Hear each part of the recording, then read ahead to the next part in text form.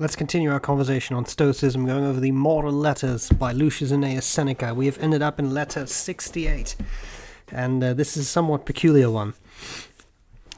I'm not going to read the whole thing. It's about, I think, 2.5 pages, so I'll read some passages from it. From Seneca to Lucilius, greetings.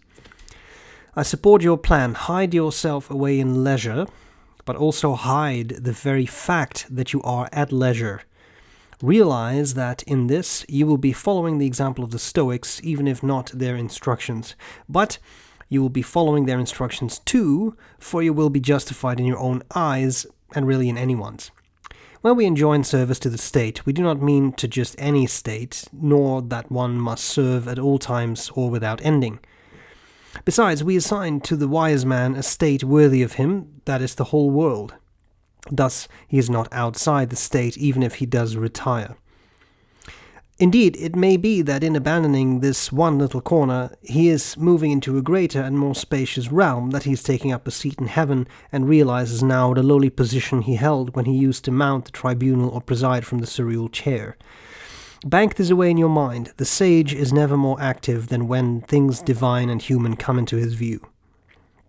I now return to my earlier exhortation that you not let anyone know about your leisure. Don't put up a sign saying philosophy and quiet. Give your plan some other name. Call it health or weakness or laziness. Boasting of one's leisure is just an idle form of ambition. There are animals that keep from being found by disguising their tracks right around their lairs. You should do the same. Otherwise, there will be those who will hunt you down. I'll skip a little bit here. People who are careless in other matters attend very closely to their own besetting problem. In the same way, there are diseased areas in our minds. These are what we must cure. What am I doing in my leisure? I am tending to my wound. If I were to show you a swollen foot, a discolored hand, hamstrings so tight my legs could not unbend, you would allow me to lie in one place and coddle my infirmity. This is a greater ill, and one I cannot show to you. The infection, the abscess, it is in my very heart. I jump again. So Seneca, you say, are you recommending leisure to me? Are you lowering yourself to Epicurean maxims? I am indeed recommending leisure, but a leisure that will allow you to do greater and fairer deeds than what you leave behind. Knocking on the doors of the high and mighty, drawing up alphabetical lists of elderly persons without heirs, wielding great power in the forum, all such power is brief, invidious, and if truth be told, sordid. One man will be far ahead of me in political influence, another in military service and the prestige that it confers, a third in the extent of his patronage. I cannot equal them. Their influence is greater than mine, but I don't mind being beaten by everyone. It's worth it, as long as I am the victor over fortune.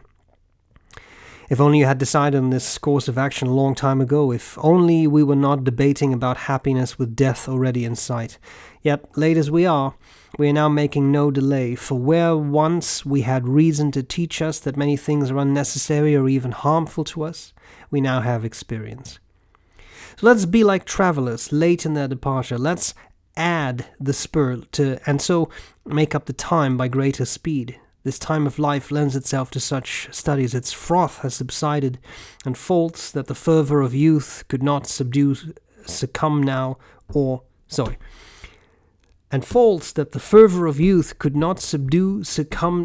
fatigue.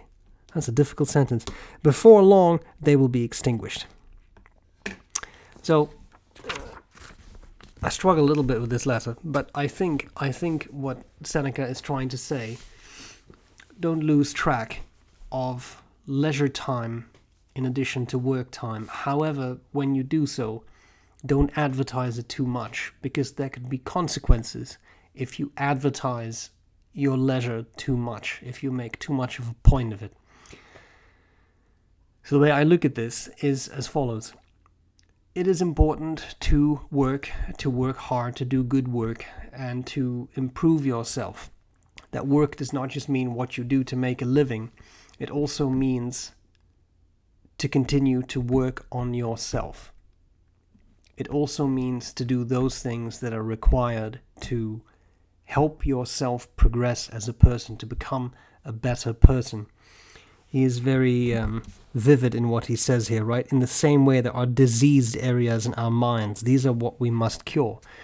It's something, this is an image that the Stoics use quite a bit.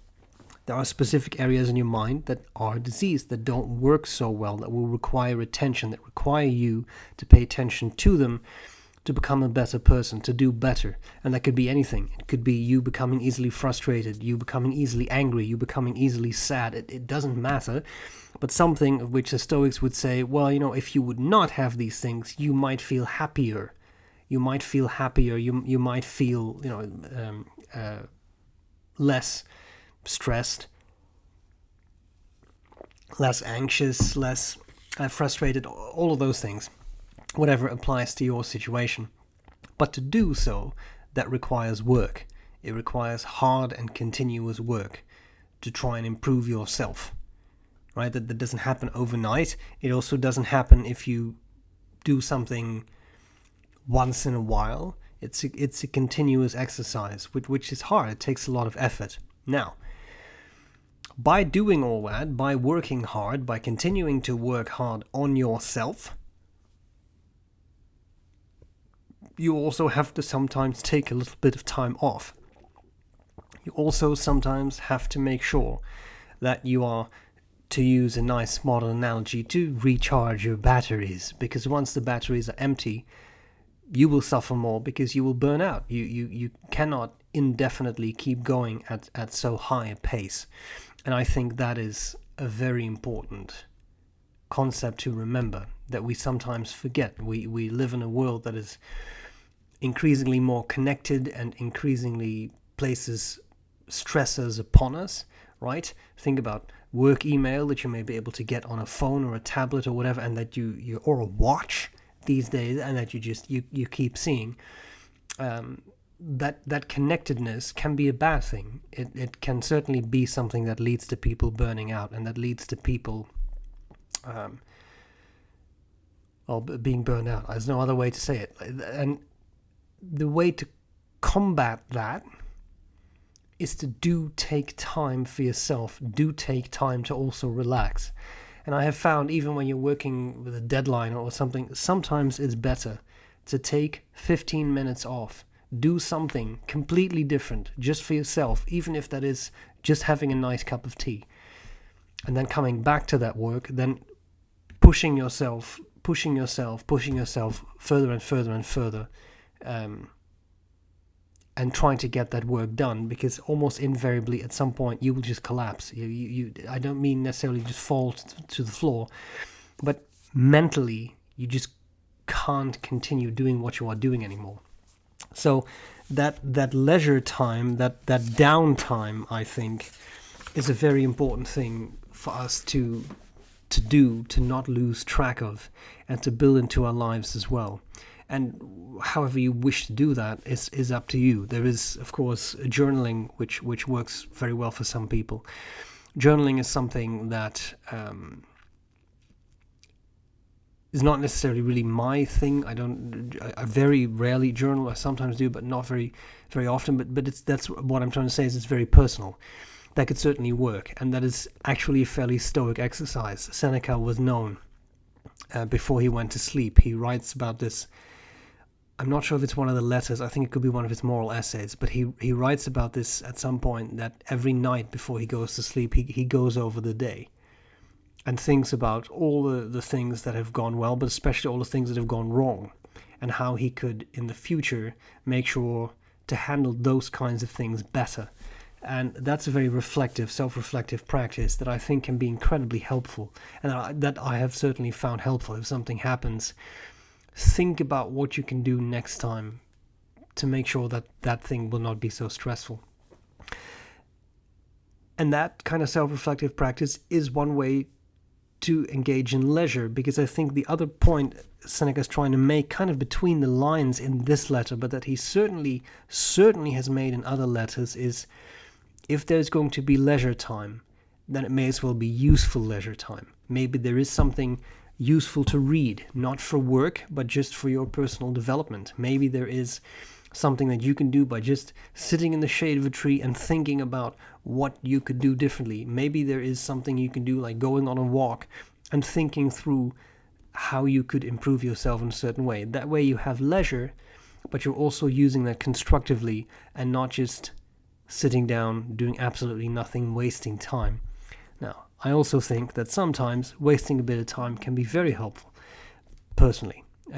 Not 12 hours a day, but once in a while, it can be very helpful to zone out entirely and do absolutely nothing. So that in itself is also useful. I think that is what Seneca was trying to say in this letter. So let me know what you think. Let me know what your opinions are. Let me know what you think of this kind of leisure and downtime. And that's what we have. I'll see you again next week for more talk about Stoicism. Bye!